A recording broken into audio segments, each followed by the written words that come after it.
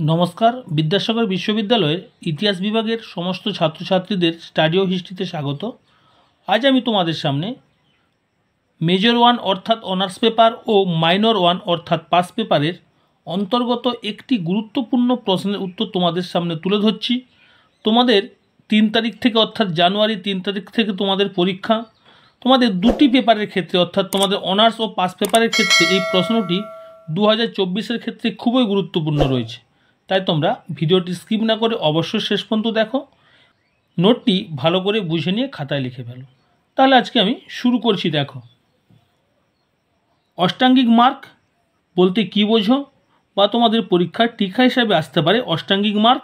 এটি তোমাদের 5 নম্বরের একটি গুরুত্বপূর্ণ প্রশ্ন, অর্থাৎ এবছর অর্থাৎ 2024-এর ক্ষেত্রে একটি মোস্ট ইম্পর্ট্যান্ট প্রশ্ন। তোমরা উত্তরটা দেখে নাও। প্রথমে তোমরা একটা প্যারা করবে, মানব জীবনের বিভিন্ন দুঃখ থেকে পরিত্রাণের জন্য গৌতম বুদ্ধ এক সম্পূর্ণ নতুন পথ দেখায়। তিনি বলেন যে দুঃখের প্রকৃত কারণ হল আসক্তি বা তৃষ্ণা। আসক্তি যতদিন থাকবে ততদিন দুঃখ ভোগ অনিবার্য। আসক্তির বিনাশ হলে দুঃখ থেকে মুক্তি লাভ হবে। আসক্তির বিনাশের জন্য তিনি অষ্টাঙ্গিক মার্গ বা অষ্টপথের কথা বলেছেন। তারপর তোমরা পরের প্যারা করবে যে অষ্টপথ বা মার্গের কথা বুদ্ধ বলেছেন বা গৌতম বুদ্ধ বলেছেন তা হলো হাইফেন 1 সদ্বাক্য, 2 সৎকার্য, 3 সৎজীবন বা সৎজীবিকা, 4 সৎচেষ্টা, 5 সৎচিন্তা, 6 সৎচেতনা, 7 সৎ সংকল্প বা সৎ প্রতিজ্ঞা, 8 সৎ দর্শন বা সম্যক সমাধি। গৌতম বুদ্ধ বলেন যে প্রথম 3টি মার্গ পালন করলে সৎশীল বা শ্রদ্ধাশীল হওয়া যাবে। শীল বলতে নৈতিক শুদ্ধতা বোঝায়। দ্বিতীয় 3টি মার্গ পালন করলে সমাধি অর্থাৎ চিত্তের প্রশান্তি আসবে এবং কামনা বাসনা দূর হবে। শেষের 2টি মার্গ পালন করলে উদিত হবে প্রজ্ঞা অর্থাৎ পরম জ্ঞান। প্রজ্ঞা বা পরম জ্ঞান উদিত হলে আপনা থেকেই আসবে আসক্তিহীনতা, অহিংসা। তাহলে মুক্তিলাভ সহজতর হবে। পরের প্যারা, অধ্যাপক ডিডি কোশাম্বী অষ্টাঙ্গিক মার্গের সামাজিক তাৎপর্য ব্যাখ্যা করেছেন। 1 সদ্বাক্য বলতে মিথ্যা কথা না বলা, যাতে সমাজের ও অপরের অকল্যাণ হয় এমন কথা না বলা বোঝায়। মিথ্যা কথা বা পরনিন্দা করলে সমাজ সংগঠনের ক্ষতি হয়। 2 সৎকার্য বলতে চুরি হত্যা থেকে বিরত থাকা বোঝায়।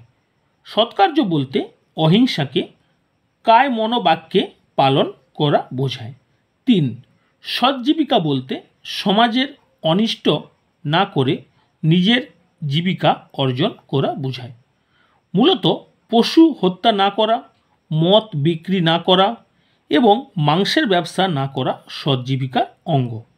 4 গৌতম বুদ্ধ বলেন সমাজের প্রতি ব্যক্তি যদি নিজ ঐশ্বর্য বাড়ানোর চেষ্টা করে তাহলে সমাজের ক্ষতি হবে বা অমঙ্গল হবে। এজন্য অপরের প্রতি সদ্ভাব রেখে নিজ উন্নতির চেষ্টাকে তিনি সৎ চেষ্টা বলেছেন। 5 অপরের ক্ষতি না করে নিজ উন্নতির সংকল্পকে তিনি সৎ সংকল্প বলেছেন। 6 সৎ চিন্তা বলতে তিনি মন থেকে কুচিন্তা বা খারাপ চিন্তা দূর করে সুচিন্তা বা ভালো চিন্তার কথা বলেছেন। 7 সচেতনার অর্থ হল মানুষের দেহে ও মনে বহু অপরিচ্ছন্ন ও অপবিত্র দিক আছে, তা থেকে মুক্ত করার ইচ্ছা হল সৎ চেতনা। 8 সৎ দর্শন বা সম্যক সমাধি হল সত্য, প্রেম, অহিংসার সঙ্গে সকল কিছুকে দর্শন বা ধ্যান করা। মানুষের অপরিমিত লোভ ও বাসনা পৃথিবীকে ও জীবনকে দুঃখ কষ্টে পূর্ণ করেছে। এই বাসনার নিবৃত্তি হল শান্তির পথ। এই নিবৃত্তির জন্য দরকার প্রেম, অহিংসা ও সত্যের উপলব্ধি। একেই তিনি সৎ দর্শন বলেছেন। তোমাদের এ প্রসঙ্গে একটা কথা বলে নিই, তোমাদের আগের ক্লাসগুলিতে আমি তোমাদের সাজেশান তুলে ধরেছি মেজর ওয়ান ও মাইনর ওয়ানের, এবং তোমাদের বিভিন্ন গুরুত্বপূর্ণ নোট যেগুলি তোমাদের এবছর পরীক্ষার জন্য ইম্পর্ট্যান্ট রয়েছে সেগুলো তুলে ধরেছি। যারা ভিডিওগুলি এখনও দেখে উঠতে পারোনি অবশ্যই ভিডিওগুলো দেখে নাও, যারা নতুন চ্যানেলে অবশ্যই চ্যানেলটি সাবস্ক্রাইব করে নাও। তারপরে তোমাদের পরের পারা কী রয়েছে দেখে নাও। গৌতম বুদ্ধ মধ্যম পন্থা বা মধ্যপন্থার উপর বিশেষ জোর দিয়েছেন। দুই অন্তের মাঝের পথই হল মধ্যম মার্গ বা মধ্যপথ। একটি অন্ত হল অত্যাধিক ভোগ, বিষয় আশয়ের প্রতি আসক্তি, অপর অন্ত হল অত্যাধিক কৃচ্ছ সাধন ও দেহকে ক্লেশ দান করা। এই দুই অন্ত ত্যাগ করে অত্যাধিক ভোগ বাসনা, অসংযম ও অত্যাধিক কৃচ্ছ সাধন না করে মাঝামাঝি পথ অনুসরণ করাকেই তিনি মধ্যম পন্থা বলেছেন। তারপর তোমাদের শেষ প্যারায় রয়েছে গৌতম বুদ্ধ বলেছেন অষ্টাঙ্গিক মার্গ অনুসরণ করে মানুষ প্রজ্ঞা লাভ করতে পারে। প্রজ্ঞা থেকে আসে নির্বাণ, নির্বাণ হলো অনন্ত ও মুক্তি। জন্ম থেকে জন্মান্তরে মানুষ যে কর্মফলের ভার বয়ে বেড়ায় তার থেকে আত্মার মুক্তি হলো নির্বাণ। তিনি বলেন নির্বাণ লাভ করলে আর পুনর্জন্ম হবে না এবং মানুষকে দুঃখ স্পর্শ করতে পারে না। তাহলে আজ তোমাদের কাছে এই গুরুত্বপূর্ণ প্রশ্নের উত্তরটি তুলে ধরলাম।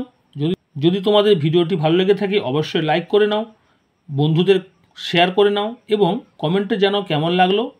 তোমাদের 3 তারিখ থেকে পরীক্ষা, তোমরা ভালো করে পড়াশোনা করো। তোমাদের এই সেমিস্টারে আজ আমার শেষ ভিডিও, অর্থাৎ মাইনর ওয়ান ও মেজর ওয়ানের ক্ষেত্রে তোমাদের আগের ক্লাসগুলিতে আমি সব গুরুত্বপূর্ণ প্রশ্নগুলো তুলে ধরেছি। তোমরা বাড়িতে সমস্ত নোটগুলো ভালো করে পড়াশোনা করো, খাতায় লেখা অভ্যাস করো। নেক্সট তোমাদের আবার সেমিস্টার 2 অর্থাৎ অনার্সের ক্ষেত্রে মেজর 2 এবং পাসের ক্ষেত্রে মাইনর 2তে আবার দেখা হবে। আজ এখানে রাখছি, তোমরা সবাই ভালো থেকো। আমার পূর্ণ আশীর্বাদ তোমাদের উপর থাকলো, অবশ্যই তোমাদের ভালো পরীক্ষা হবে। আজ এখানে রাখছি, তোমরা সবাই ভালো থেকো, সবাই সুস্থ থাকো।